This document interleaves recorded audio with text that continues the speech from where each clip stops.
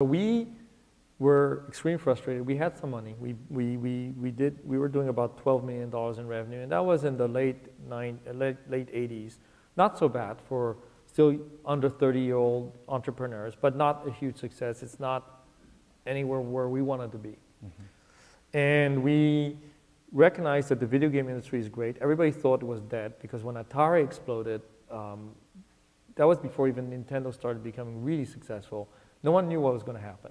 And we thought that with the advent of the CD-ROM, which at that point was still an accessory to a PC, was not integrated, and the DVDs are today, but it was CD-ROMs before. Right.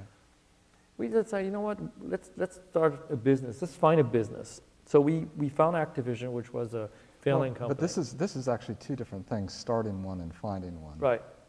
How did you end up deciding to find one as opposed to start one? Okay.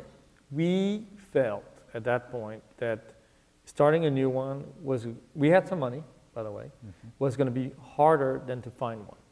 And my partner Bobby was always fascinated by reading the public documents of public companies like the 10Ks. You know, some people read the Wall Street Journal, some people read books like you have here, and others read 10Ks all day long.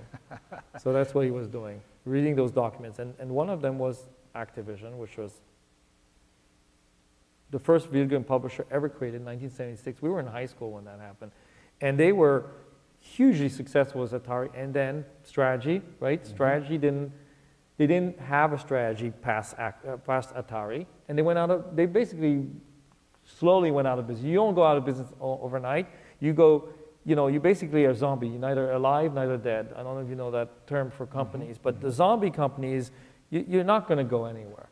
And that's what they were. They were just every year getting worse and not doing anything new. I mean, but this was a household name for many people because this is right. The founder of what,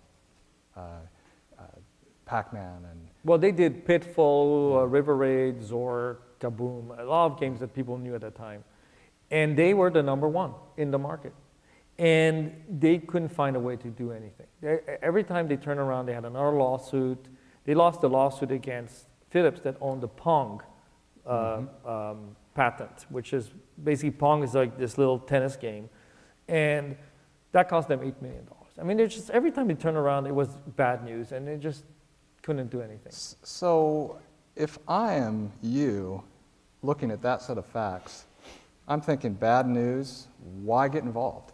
So our vision was that we would be able to take over the company for not too much money and move it to LA and do only CD-ROMs and forget the cartridge business, which was those little plastic boxes cartridges you put in the thing.